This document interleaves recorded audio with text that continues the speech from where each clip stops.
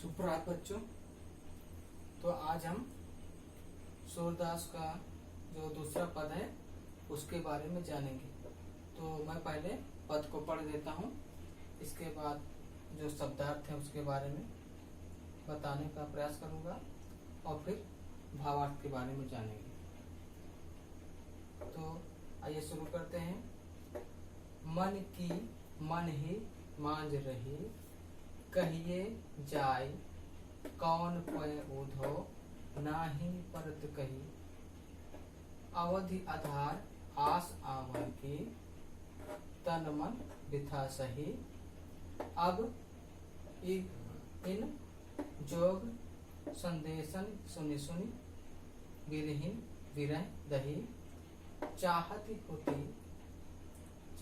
होती गुहाल जितहि तय, उत्तय धार बही।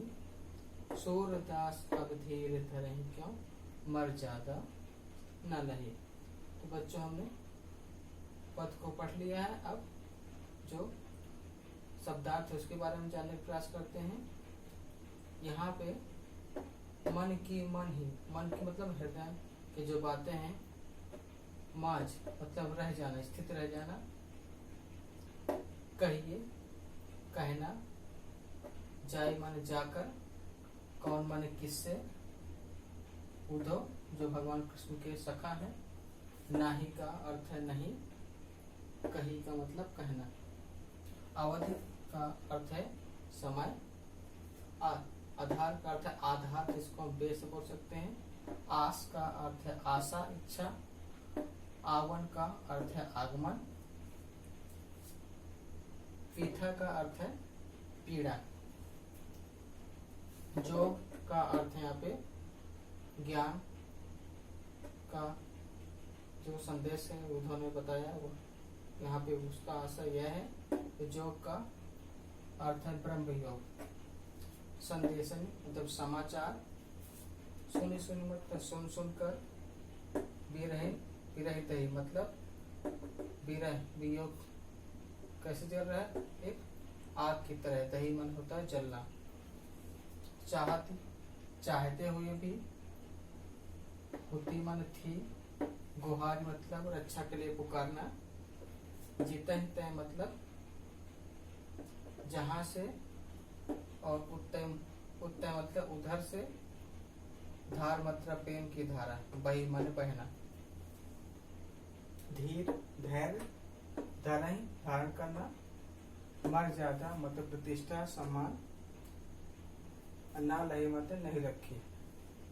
तो बच्चों हमने शब्दार्थ के बारे में जाना। अब प्रसंग जान लेते हैं कि गोपियों की जो प्रेम संबंधी इच्छाएं हैं, जो भगवान कृष्ण से बोलना चाहती थी, उनके मन में ही रह गई। क्यों? कि भगवान कृष्ण ने उद्धव को भेजकर गोपियों को ब्रह्म योग का संदेश देने के लिए कहा। इसलिए गोपियों की जो प्रेम संबंधी जो बातें कृष्ण से बताना चाहते थे, वो उनके मन में ही रह गई। तो आइए भावार्थ जानने का प्रयास करते हैं। गोपियां उद्धव से कहती हैं कि हे उद्धव, मन की मन हे मांझ रही। मतलब इसका अर्थ ये है कि हे उद्धव, हम भगवान कृष्ण से प्रेम करते हैं, तो प्रेम संबंधी जो बातें हैं हमारे मन में ही रह गई। फिर आगे कहती हैं, कहिए जाए कौन पे उद्धव। हे उद्धव, अब आप ही बताइए कि हम किससे जाकर कहें। ना ही परत कहीं। प्रेम संबंधी जो बातें हैं हम किससे जाकर कहें। क्यों? क्योंकि आप तो प्रेम के महत्व को समझते नहीं हैं, और जहाँ से हमें प्रेम की आशा थी, भगवान से आशा थी, तो आपको भेज कर स्पष्ट कर दिया कि वो हमें बोलने के लिए कह रहे हैं।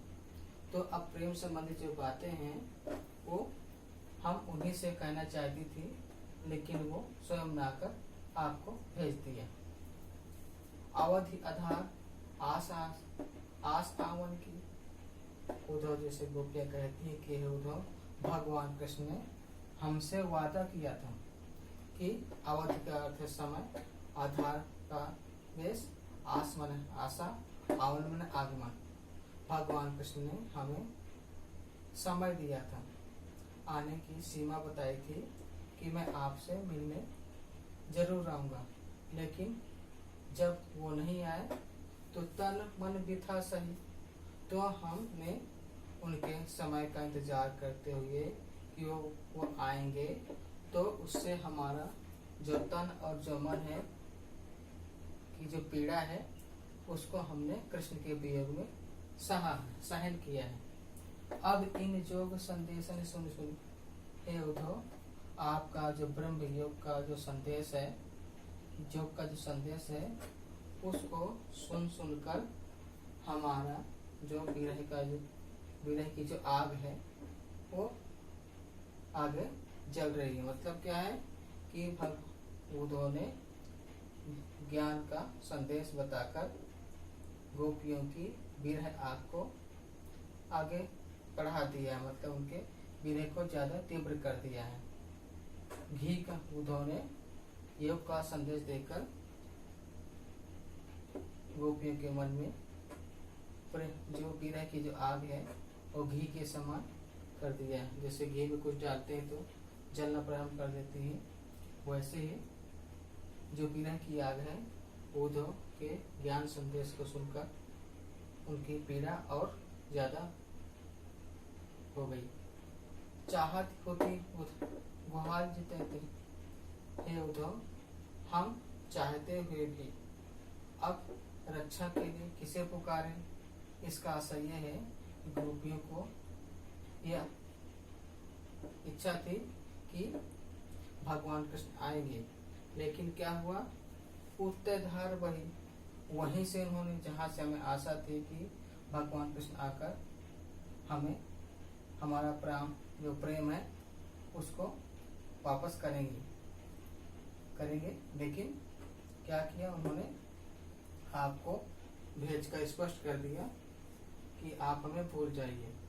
तो जहां से आशा थी प्रेम की, वहां ज्ञान की धारा का संदेश आ गया। सूरदास अब धीरे धीरे क्यों, सूरदास गोपियों की स्थिति के बारे में बताते कहते हैं, और गोपियां उद्धव से कहती हैं कि हे उद्धव, आप ही बताइए कि हम कब तक धैर्य धारण करें, कब तक धीरज रखें। क्यों?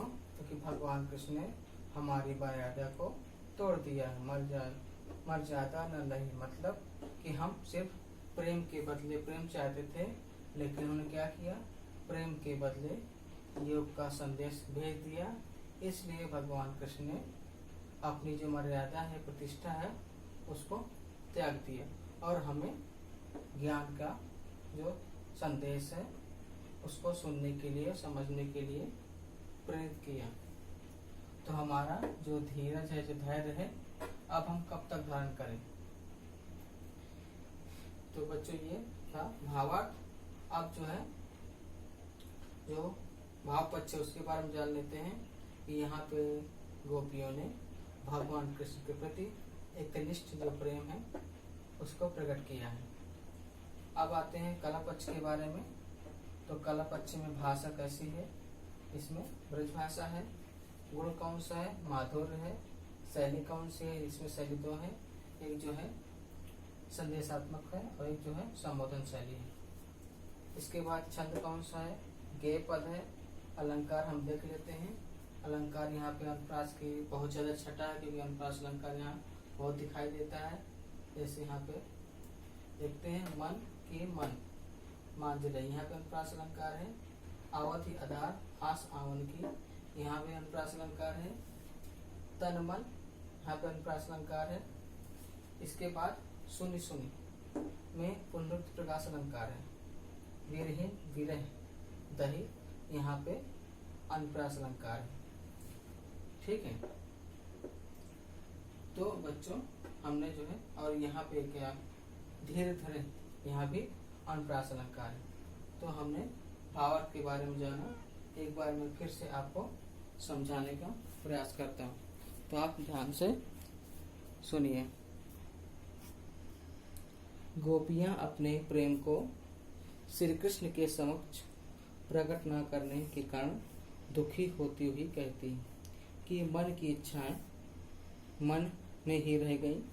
अपने मन की व्यथा या पीड़ा किससे जाकर कहें, और प्रेम पीड़ा को दूसरों के सामने प्रकट भी तो नहीं कर सकती। श्री कृष्ण के लौटने की मन में आशा संजोए हुए उनके आने की अवधि को अपने जीने का आधार बनाकर तन और मन की व्यथा को सहन कर रही थी। किंतु अब तुम्हारे द्वारा ज्ञान योग संदेश को सुनकर विरह पीड़ा अचानक बढ़ गई है।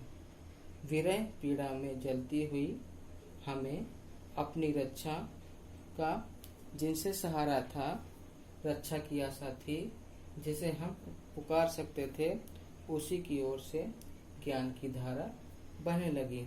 अतः हमें पूर्ण आशा थी कि एक दिन अवश्य ही श्री कृष्ण आकर हमारी पीड़ा को शांत करेंगे। हमारा दुर्भाग्य है कि ऐसा नहीं हुआ। आशा के विपरीत उन्होंने योग का संदेश भेज दिया।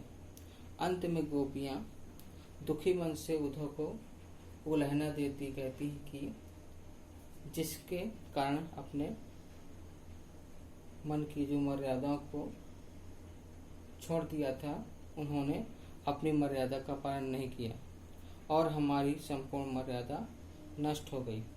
अब हम कैसे धैर्य धारण करें? तो ये आपका भावार्थ रहा। इसके बाद भाव पक्ष के बारे में चर्चा कर लेते हैं फिर से। इस काव्यांश में कृष्ण के प्रति गोपियों के प्रेम की गहराई अभिव्यक्त हुई है।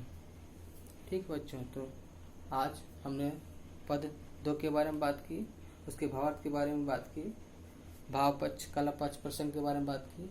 कल हम जो सूरदास का तीसरा पद है उसके बारे में चर्चा करेंगे। तो आज के लिए सिर्फ इतना ही। धन्यवाद।